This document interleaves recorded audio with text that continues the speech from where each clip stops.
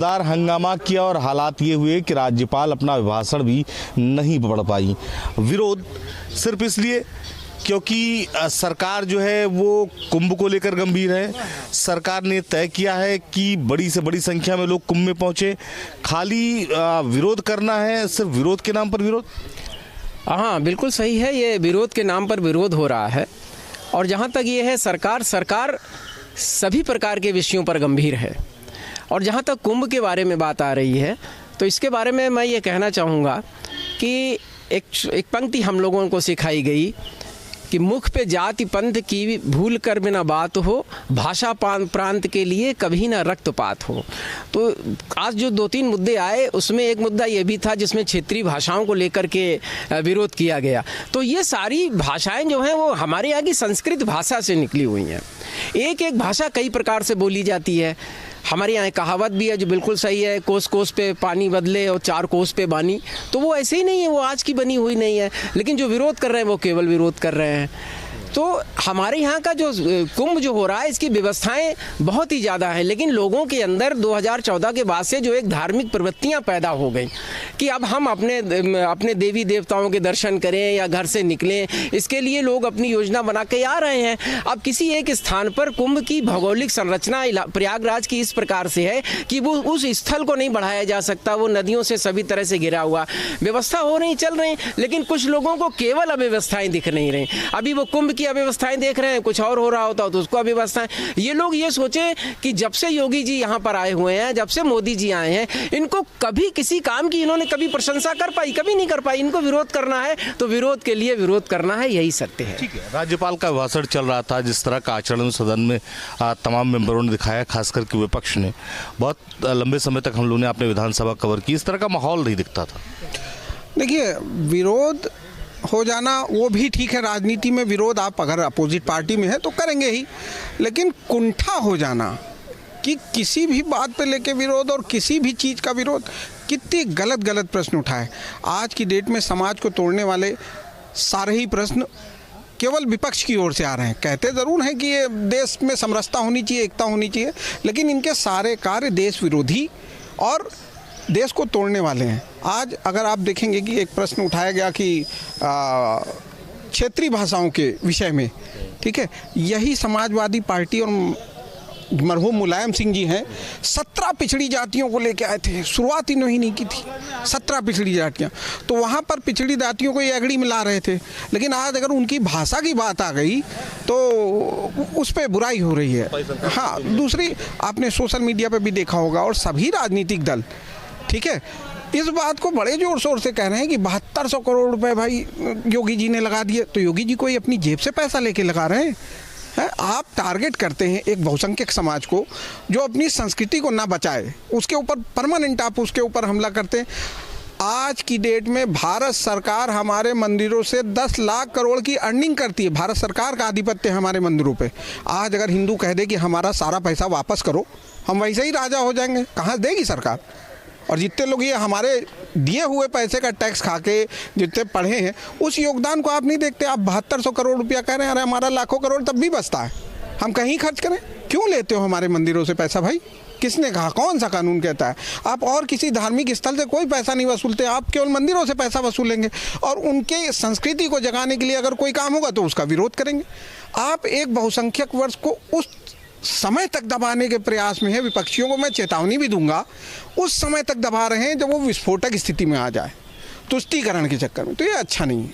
ठीक है, सदन में आज बहुत हंगामा हुआ। विपक्ष ने लगातार सवाल पूछे कि कुंभ में जो घटना हुई है उसकी रिपोर्ट सरकार सार्वजनिक करे। यह हाल रहा कि राज्यपाल का जो भाषण था वो भी पूरा नहीं हो पाया। रिपोर्ट तो सार्वजनिक सरकार करेगी ही, सरकार का नैतिक दायित्व है, लेकिन जब तक रिपोर्ट पूरी बन के तैयार नहीं हो जाती तब तक रिपोर्ट सार्वजनिक करना जो है तो ठीक नहीं है। और जो भी हादसा हुआ, इतनी ज़्यादा पब्लिक उमड़ आई, इतने ज़्यादा 4 व्हीलर थे, 3-4 बार मैं खुद ही गया कि रास्ता अपने आप चारों तरफ जाम हो जा रहा था। उसमें प्रशासन और सरकार की मजबूर थी, कर क्या सकती थी। और संगम नोज का क्षेत्र छोटा सा क्षेत्र है, उतनी ज़्यादा करोड़ों की संख्या में पब्लिक वहीं पहुंचना चाहती है, तो सरकार के लिए संभव नहीं था कि सबके लिए व्यवस्था कर पाए। इसलिए गंगा घाट उन्होंने काफ़ी लंबा बना रखा था, लेकिन वहाँ स्नान करना नहीं चाहती पब्लिक। ठीक है, सबकी श्रद्धा वहीं पर है। जिस तरह का सदन में जो है हंगामा हुआ, कुछ मुद्दे हैं जो हरदम चर्चा में आ जाते हैं, मतलब सनातन पर अगर कोई काम करेगी सरकार तो उसका विरोध करना ही करना है विपक्ष को। देखिए, विपक्ष का काम जो है विरोध करना नहीं है, सही मुद्दों को सदन में लाने का है।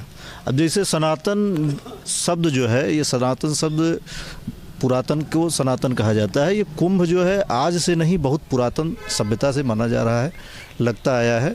और जो कुंभ को लेके ये बवाल हो रहा है, ये पूर्णतया गलत है। जैसे ये लोग कभी होली पे पानी के नाम पे, कभी दिवाली पे पटाखे के नाम पे, अब कुंभ में जो ये अव्यवस्थाएं या और चीज़ बता रहे हैं, ये पूर्णतया गलत है। और जो घटनाक्रम हुआ वो तो सरकार का नैतिक दायित्व है, समय काल परिस्थिति के हिसाब से अपनी रिपोर्ट सार्वजनिक करेंगे। लेकिन जो ये एक पर्टिकुलर ये बता रहे हैं कि 144 साल से आना, ये सब पूर्णतया सदन में जाके एक बयान अखिलेश जी ने दिया, ये सब बातें पूर्णतया गलत हैं। और ये ऐसा करना इनकी मानसिकता को जगजाहिर कर रहा है। एक ही प्रकार का विरोध करना इनकी पार्टी का उद्देश्य है और यही करते आए हैं। ठीक है, सवाल ये भी है कि बहुत बड़ी संख्या में लोगों की आस्था है, देश नहीं दुनिया से लोग आ रहे हैं, देश के तो हर कोने से लोग आ रहे हैं, हर सभ्यता के लोग, हर संस्कृति के लोग। तो ऐसे में एक विपक्ष के तौर पर जो समाजवादी पार्टी को सरकार के साथ खड़ा रहना चाहिए व्यवस्थाओं को लेकर, सदन में उसका जो है उसको उसकी प्रशंसा करनी चाहिए, उसके बजाय विरोध। देखिए, वो जिसकी जो मानसिकता है वो अपनी मानसिकता के हिसाब से चल रहे हैं। अक्सर उन्होंने यही सवाल यही उठा रहे हैं कि हमको जो लोग मृतक हैं उनकी सूची दे दी जाए, उनकी सूची क्यों नहीं जारी कर रही। आज तक अखिलेश जी ने वो सूची क्यों नहीं जारी करी जो उनके जब पिताजी मुख्यमंत्री थे और कार सेवकों के ऊपर गोलियां चलाई गई थी और लाखों की संख्या में कार सेवक गोलियों से मरे थे, कितने लोग सरयूज में मरे थे, कितने हेलीकॉप्टर से जो गोली वर्षा हुई, उसकी सूची का भी तो हम लोग इंतजार कर रहे हैं। लेकिन हम सहिष्णु हिंदू हैं, हम आग लगाना नहीं, हम आग बुझाने का प्रयास करते हैं। लेकिन अखिलेश जी ने जो सीखा है, असल में अपरिपक्व मस्तिष्क के बच्चे को मुख्यमंत्री बना दिया गया। ये उनके पिताजी की एक उनके प्रति मोह था। हमारे यहाँ महाभारत भी इसी में हुआ था और अब दूसरा महाभारत करने की कोशिश कर रहे हैं। लेकिन अब हिंदू हो या मुसलमान हो, भारत में रहने वाला प्रत्येक व्यक्ति जागरूक हो गया है। वो राष्ट्रहित में ही काम करेगा, राष्ट्रहित में बोलेगा। अखिलेश जी के अलावा और कोई बोलता हुआ इतना दिखाई नहीं दे रहा। केजरीवाल जी का हसरा आपने देख लिया, भारत की सेना का विरोध करना, भारत का विरोध करना, हिंदुत्व का विरोध करना। आज केजरीवाल जी की क्या हालत हो गई। इससे बुरी हालत आदरणीय अखिलेश जी की होने वाली है। एक बात जो है समाजवादी पार्टी के विधायकों ने किया कि वो सदन के बाहर आ गए और चौधरी चरण सिंह की प्रतिमा पर धरना देने लगे। उनका मुख्य मकसद था कि कुंभ में जिनकी मौत हुई है उनकी डिटेल सार्वजनिक करे सरकार। उस घटना में कितने लोगों की मौत हुई, उनकी जो है वो सबसे पहले उनका डिटेल जारी करे। बहुत मुश्किल भी तो नहीं सरकार के लिए वो जारी कर देना। नहीं, सरकार के लिए कोई ऐसी मुश्किल बात नहीं है। लेकिन आप विपक्ष का जो एटीट्यूड देख रहे हैं ना, विपक्ष क्या है, मान लीजिए सरकार अभी कोई भी आंकड़ा जारी कर देती है, जो भी जांच रिपोर्ट, पहली चीज़ पूरी तरह परिपक्व हो जाए, फिर जांच रिपोर्ट आ जाए, ये तो सरकार ऐसे जारी कर देगी, तब भी विपक्ष कहेगा कि इसको किसने चेक किया है। और आप ये निश्चित मान लीजिएगा जिस दिन रिपोर्ट आएगी उस दिन भी ये लोग विरोध ही करेंगे कि ये रिपोर्ट सही नहीं है, हम इस आंकड़े से सहमत नहीं। भाई, आप मल्लिकार्जुन खड़गे जी जो कांग्रेस अध्यक्ष हैं, उन्होंने देखिए हजारों लोग कहा, एक शब्द है, देखिए देश में एक बहुत माइन्यूट वैचारिक युद्ध चल रहा है देश के बहुसंख्यक के खिलाफ, जिसको आप हिंदू कहते हैं, उसको हर तरह से डोमिनेट करने, उसको मॉरली तोड़ने। मैं कहूँगा 55,000 करोड़ के व्यक्ति हैं मल्लिकार्जुन खड़गे, ठीक है, दलित हैं। उन्होंने कितने दलितों का हित कर दिया। ये 55,000 करोड़ के आदमी कैसे बन गए। बड़े बड़े और विपक्ष के लीडर हैं, 19 करोड़ रुपए के झूमर खरीद रहे हैं। जो संगम की व्यवस्था पे सवाल उठा रहे हैं, उनके यहाँ 19 करोड़ के झूमर आ रहे हैं, 15 करोड़ की मेजें आ रही। ये कौन पैसा दे रहा है, इसकी जांच होनी चाहिए भाई। उससे तो एक जनता बहुत बड़ी लाभान्वित, 60 करोड़ लोग उससे लाभान्वित हुए। होंगे भविष्य में। 53 करोड़ हो चुके हैं, मतलब नहाया आए गए जो भी व्यवस्थाएं थी वो उन 60 करोड़ लोगों के लिए थी। तो 7200 करोड़ रुपया कोई मायने नहीं रखता इसमें। लेकिन केवल इस बात के लिए कहना कि आंकड़े जारी कर दीजिए, सरकार जारी कर देगी, वो उनको राजनीति ही जो विरोध के लिए करनी है, वो उनका विषय अलग है। उसके बाद आप एक और अगर पहलू देखेंगे, मैं आप सबसे अनुरोध करूंगा और पत्रकारों जो इंटेलेक्चुअल्स हैं, आप पूरे फॉरेन कंट्रीज़ में क्या संदेश दे रहे हैं भारत के लिए? ठीक है, आप केवल अपने देश को डिस्फ्रेम कर रहे हैं कि यहाँ इतना ख़राब है, यहाँ ऐसा हो रहा है, यहाँ वैसा हो रहा है। आप देखिए कितने विदेशी पर्यटक आए जिन्होंने मुक्त कंठ से सनातन की महिमा मंडन की, नहाया, उनको एनर्जी फील हुई कि नहीं यहाँ कुछ तो दिव्य है। आप उनको भी नकार रहे हैं क्या? इतना 60-70 करोड़ जो पब्लिक गई है वो सब बुद्धिहीन है। केवल ये 4 लोग जो राजनीतिक दल सबसे ज़्यादा विरोध कर रहा है, मुझे कहना नहीं चाहिए, मैं थोड़ा मुखर होकर बोलता हूँ, जिसका चंबल से उठ के पूरा परिवार आया हो एक राजनीतिक दल का, जो शुद्ध लुटेरे रहे हैं, जिनका ट्रेनों में लूट था और वसूली करने का था, लोगों को किडनैप करके उठवा के पैसा वसूलने का काम था, आज वो पूरे देश की और प्रदेश की चिंता कर रहे हैं। मानसिकता वही है। तो ऐसा नहीं कि बड़ा वर्ग अनभिज्ञ है, आपके बारे में जानता नहीं है और आपकी मानसिकता क्या है ये नहीं जानता है। पॉजिटिव राजनीति करें, विषयों को उठाएं, वहाँ क्या सुविधाएं नहीं थी ये उठाएं, वहाँ क्या और बेहतर हो सकता था वो उठाएं। आज आप जो है इस विषय पे आंदोलन कर रहे हैं या इस विषय पे विरोध कर रहे हैं कि कुंभ में इतना पैसा खर्च हो गया। कल को आप विरोध करेंगे, जब सनातन और जागरूक होगा तो कहेंगे भाई आप हज में सब्सिडी देना बंद कर दीजिए मुसलमानों को। आपको जब केवल मौका परस्ती की राजनीति करनी है, इसका मतलब आप ना हिंदू के हैं ना मुसलमान के हैं, आप केवल वजन देख के चलने वाले व्यक्ति।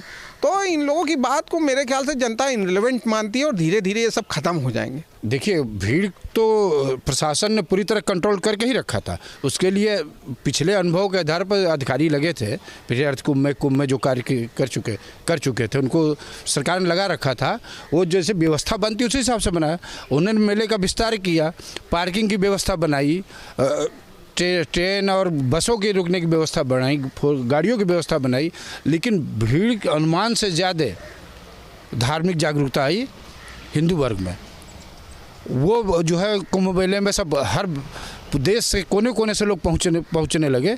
इसलिए जो है वो उस पर प्रशासन पूरी तरह नियंत्रण रखने में असमर्थ अपने को पा रहा था। उत्तर प्रदेश विधानसभा के बजट सत्र के पहले दिन जोरदार हंगामा समाजवादी पार्टी के विधायकों ने किया। इस हंगामे की वजह से बजट सत्र में जो कार्यवाही थी वो नहीं हो पाई और उसे स्थगित करना पड़ गया। इस दौरान 59 मिनट का अभिभाषण देने के लिए पहुंची आनंदीबेन पटेल को भी सिर्फ 8 मिनट ही भाषण देने के लिए मजबूर होना पड़ा। जोरदार हंगामे के बीच अब हम लोगों से बातचीत करने की कोशिश करेंगे। आखिरकार जिस तरीके से विधानसभा में बजट सत्र के पहले दिन हंगामा हुआ है, लगातार महाकुंभ में हुई हादसों को लेकर समाजवादी पार्टी के लोग आवाज़ उठा रहे हैं, उनसे बात करने की कोशिश करेंगे, समझेंगे किस तरीके का हंगामा सदन में हुआ, उससे क्या फर्क पड़ेगा। देखिए, वो लोग चाहते थे कि जो माननीय आनंदीबेन पटेल जी का जो भाषण था वो उर्दू भाषा में किया जाए, लेकिन सदन ने ऐसा नहीं किया और उन्हें इसी को देखते हुए हंगामा स्टार्ट कर दिया। तो क्या उर्दू भाषा को क्यों, मतलब क्षेत्रीय भाषा वो भी है उस? देखिए क्या है कि जो विधान परिषद का जो सदन सत्र चल रहा था उसमें मातृभाषा हिंदी भाषा के इससे पहले कभी उर्दू भाषा का उपयोग नहीं किया गया सदन में। लेकिन सपा वाले बर वक्त यही चाहते हैं कि कम से कम उर्दू भाषा का उपयोग हो और जैसे कि उन्हें बढ़ावा देते हैं अल्लाह उनको इसी को लेकर वो हंगामा स्टार्ट कर दिया और माननीय महिम जी का वो भाषण है उनका रोकना पड़ा। कितना सही मानते हैं हंगामे? देखिए, उन लोगों की तो फितरत है, समाजवादियों की तो फितरत है और हंगामा करना है उनका। कभी देखिए लोगों के जैसे कि जहाँ भी होता है दंगा होता है या कुछ होता है, उनकी फितरत यही है कि आप देखते होंगे उत्तर प्रदेश में इससे पहले 2017 से पहले जो सरकारें थी उनकी समाजवादी की, बीएसपी की, तो उनका यही कारण था कि गुंडों को बढ़ावा देना, माफियाओं को बढ़ावा देना। जैसे कि कहीं देखते थे आप खाली प्लाट है तो उनका कब्जा हो जाता था। यही समाजवादियों की फितरत है कि वो यही चाहते हैं कि ऐसा फिर से आ जाए, हम लोग वैसे ही गुंडा राज चलाएं। आपको क्या लगता है कि बजट सत्र के दौरान महाकुंभ में हुई मौतों के आंकड़ों की मांग करना सपाइयों की सही है? नहीं, ये बिल्कुल ही गलत है, क्योंकि एक महाकुंभ एक अलग विषय है, एक धार्मिक आयोजन है और बजट जो निर्मला सीतारमण जी ने जो पेश किया है वो एक अलग विषय है, लेकिन क्या है कि इन लोगों ने कभी भी इनका जो बजट होता था वो इनके परिवार के लिए घोषित होता था, घर के लिए घोषित करते थे कि हमारा पेट कैसे भरे। और जो इस मोदी जी की सरकार ने जो बजट पेश किया है वो किसान, मजदूर, युवा, हर व्यक्ति, व्यापारी, सभी के लिए इस प्रकार का बजट तो इनको ये पसंद नहीं आया है। ये लोग इसीलिए ये विरोध कर रहे हैं कि ये बजट इतना सुंदर बजट है, सभी के लिए बजट है, तो इसीलिए मुद्दा बना रहे हैं महाकुंभ का। भाषाओं में अभी भाषण की मांग की जा रही थी, उर्दू की मांग हो रही थी, इसको कितना सही मानते हैं? उर्दू में भाषण होना चाहिए? नहीं, इस तरह का कुछ नहीं है, ये सब एक वो अलग विषय है। वो लोग अपना तय करेंगे कि ये उर्दू में हो या किस में हो, लेकिन जो मातृभाषा, जो अपनी जो हिंदी मातृभाषा है, तो क्या दिक्कत है? जब हम भारत में रहते हैं और हिंदी अपना हिंदुस्तान है, हिंदी है, तो उसमें तकलीफ क्या हो रही है? कोई ये थोड़ी है, कोई गलत है कि हिंदी अपनी मातृभाषा है, उसमें बजट पेश हुआ है। बजट सत्र का पहला दिन है, क्या नहीं लगता कि इस दिन जो है बजट पे चर्चा होनी चाहिए थी? इस दौरान सपाई ने जिस तरह से हंगामा किया और बजट पे सत्र खत्म करा दिया, क्या सही है ये? देखिए, जनता विधायक चुनती है ताकि उनकी आवाज़ सदन पे पहुंच सके, और इतनी बड़ी दुर्भाग्यपूर्ण और दुर्घटना घटना हो गई कुंभ में।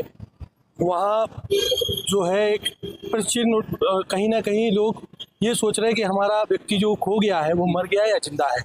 तो सरकार का दायित्व बनता है, जिम्मेदारी बनती है सरकार की कि वो आंकड़े पेश करे और सही आंकड़े पेश करे, ताकि जो भ्रम है कि हमारे लोग हैं या मर गए ये लोगों को पता चल सके। और रही बात भाषाओं की, तो संविधान में भारत हमारा देश धर्मनिरपेक्ष देश है, इसमें हर भाषा का सम्मान मिलना चाहिए, ताकि कोई भी नागरिक, वो किसी भी धर्म से हो, वो अपने आप को उपेक्षित महसूस न करे।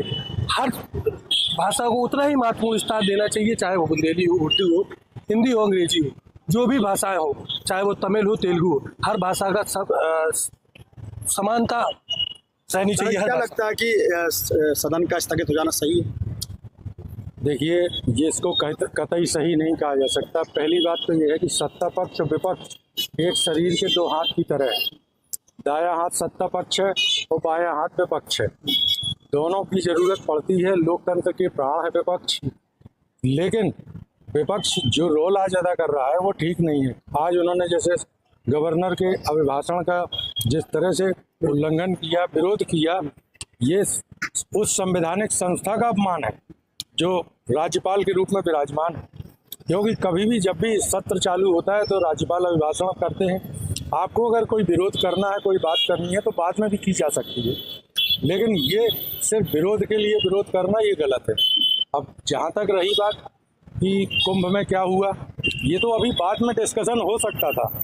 कोई ज़रूरी थोड़ी है कि बजट सत्र में अभी राज्यपाल का अभिभाषण हो रहा है, आप उसमें विरोध कर रहे हैं। क्षेत्रीय भाषाओं की बात जहाँ तक आ रही है, जहाँ तक उर्दू की बात वो कर रहे हैं, उर्दू उत्तर प्रदेश की हिंदी के बाद दूसरी आधिकारिक भाषा 1989 में घोषित हो चुकी थी और वो पहले से ही है। उस पर बवाल करना बेकार की बात है। हमारे यहाँ जो और भाषाएं हैं, चाहे अवधी हो, भोजपुरी हो, बुंदेली हो, ब्रज हो, ये सभी इंटरनेशनल लेवल की भाषाएं हैं जिनकी अभी तक लगातार उपेक्षा होती रही है। और सरकार अगर इन पर आज ध्यान दे रही है तो इस फैसले का स्वागत होना चाहिए था, ना कि आप लोग उस पर उर्दू का बहाना लेके उसका विरोध कर रहे हो। यानी आप पूरे उत्तर प्रदेश की भाषाओं का विरोध कर रहे हो। आप लोग जानते हैं कि अवधी में हमारी रामचरितमानस लिखी गई, ब्रज में सूरदास जी ने क्या क्या नहीं लिखा, इंटरनेशनली फेमस है। हमारे बुंदेली में आधा जो कितना मशहूर है, भोजपुरी के बारे में सब लोग जानते ही हैं। इन भाषाओं को वाकई सम्मान मिलना चाहिए और इनको 18वीं अनुसूची जो हमारी संविधान में है भाषाओं को तो लेके उसमें स्थान मिलना चाहिए, क्योंकि इनके बोलने वालों की तादाद इतनी अधिक है कि जो भाषाएं रजिस्टर्ड हैं ऑलरेडी 18, उसमें तमाम ऐसी भाषाएं जो बोलने वाले लाख सिर्फ 1 लाख में है, 2 लाख में है। हमारी बुंदेली भाषा बोलने वाले 2 करोड़ लोग हैं, इसको सम्मान मिलना चाहिए। अगर ये बात उठाई जा रही है, सरकार अगर ये कर रही है तो ये अच्छी पहल है। विपक्ष को अच्छी चीज़ों का कम से कम स्वागत जरूर करना चाहिए, विपक्ष स्वागत नहीं कर रहा, लेकिन विपक्ष सिर्फ विरोध करना ही उसका काम है। कोई भी चीज़ हो विरोध करना। रही बात कुंभ की, मैं कह रहा हूँ, मान लीजिए कोई कह रहा है कि 1000 आदमी मर गए। हमारे महोबा में यदि कोई व्यक्ति कुंभ में भगदड़ में मरा होता तो उसके मोहल्ले वालों को पता चल जाता, मोहल्ले वालों से नगर को पता चल जाता, मीडिया में खबर आती। कहीं ऐसा कुछ नहीं हो रहा है। क्या लगता है कि जो सपाइयों ने हंगामा किया और सदन स्थगित हुआ, तो जायज था? वो जायज़ इसीलिए था कि देखो लोकतंत्र है, भारत में सभी को अपना अधिकार है, बोलने का स्वतंत्रता है। अगर किसी चीज़ की ओर से आंकड़े अगर पूछे हैं तो सही आंकड़े देने में क्या दिक्कत है, सरकार को देना चाहिए। दादा क्या लगता है कि राज्यपाल अपना अभिभाषण अधूरा करके चली गई, तो 59 मिनट उनको बोलना था, 2 मिनट भी बोल पाई हैं, तो क्या वजह मानते, क्या सही हुआ क्यों? जहाँ तक राज्यपाल के अभिभाषण की बात है तो राज्यपाल तो उसी अभिभाषण को अभिव्यक्त करता है जो सरकार की नियत होती है, तो उसको सुनना पक्ष विपक्ष दोनों का कर्तव्य है। यही राज्यपाल का उचित सम्मान भी है, संवैधानिक एक पद है उनका। तो ये तो एक समय की बर्बादी और केवल अपना कोरा नाम कि हम विपक्ष कर रहे हैं, उसके अलावा कुछ नहीं। वैसे पूरा देश जानता है कि इन पार्टियों ने, सपा जैसी इन पार्टियों ने अभी तक अराजकता, असभ्यता, अनैतिकता के अलावा किसी प्रकार की राजनीति नहीं की है। जिस तरीके से सदन चलना चाहिए था, चूंकि पहला दिन था तो इस दौरान बजट पे चर्चा होनी थी, फिर उससे पहले हुआ हंगामा कितना सही है? आपने पहली बात बोली कि हंगामा, इन लोगों का हंगामा और सपा दोनों एक शब्द के पर्यायवाची समानार्थी एक शब्द हैं। इन लोगों ने राज्यपाल महोदया को बोलने नहीं दिया, उधर पे हंगामा करा, बेड़ियां से लेकर आए। इन लोगों को मालूम ही नहीं है कि बजट जब शुरुआत होती है तो उसका अभिभाषण देने के लिए राज्यपाल आती हैं, जो सरकार का जो भी मोटो है वो बताने का प्रयास करती है, जिसको इनको सुनना चाहिए। इन्होंने वो भी नहीं सुना। ये बात बोल रहे अंग्रेजी, हिंदी, और 1925 में आरएसएस बना था, देश उससे पहले गुलाम था। इनको भी यही नहीं पता, इसलिए मैं कहता हूँ कि पता नहीं तो आज की कौन से डिग्री लेके आके खड़े हो जाते हो, कुछ का कुछ भी बोलते हैं। सपा के एक विधायक हाथ में हथकड़ी बांध के पहुंचे हंगामा करने, क्या सही था? ये सिर्फ ऐसा है मीडिया में हाईलाइट होने के लिए इस तरह के काम किए जाते हैं और कुछ नहीं है, क्योंकि कैसे हम चर्चा में बने रहें, कैसे सुर्खियों में बने रहें, इसके लिए रोज उनकी मीडिया सेल बनी हुई है और वो नए नए उपाय खोजते रहते हैं। एक ये भी उपाय है, बेड़ी पहन के जाएंगे तो जरूर मीडिया में। क्या समाजवादी पार्टी वाले लोग इस चीज पे मानते हैं कि किसी भी देश में घुसना नीचे से तारों से, क्योंकि इन लोगों ने हमेशा अपने वोट बढ़ाने के लिए बांग्लादेशी रोहिंग्याओं का इस्तेमाल किया है अपने जहाँ आप बताओ बजट सत्र में हंगामा सही था? नहीं, बिल्कुल गलत है। क्यों गलत है? इसलिए गलत है कि ये महाकुंभ, ये महागौरव, हिंदुस्तान का महागौरव पूरे वर्ल्ड में जो है विख्यात हो रहा है, इनको ये बच नहीं रहा है। वो कह रहे कि महाकुंभ में इतनी मौत हो गई, आप आंकड़ा सही नहीं बता रहे। ये इतना बड़े प्रायोजक में कोई छोटी मोटी घटना तो स्वाभाविक होती ही है, ऐसा तो कोई चीज भी हो ही नहीं सकता कि ना हो। ये कराई भी जाती है, साजिश है इसमें। विपक्ष का काम बनता है कि सरकार से जवाब मांगे, आंकड़े प्रस्तुत कराए, तो विपक्ष अपना काम कर रहा था। विपक्ष अगर सरकार शांति नहीं सुनती तो विपक्ष का कर्तव्य होता है कि वो हंगामा करे, सड़कों पर आए, क्योंकि संविधान हमें अधिकार देता है सड़कों पर आने का। सरकार अगर नहीं सुनेगी तो आज सदन में, कल सड़कों पर भी हंगामा होगा। बहरहाल इस बजट सत्र के स्थगित हो जाने के बाद से लोगों में नाराजगी है और एक वजह है कि लगातार लोग चर्चा भी कर रहे हैं। इरफान पठान, न्यूज़ उत्तर प्रदेश, भोपाल।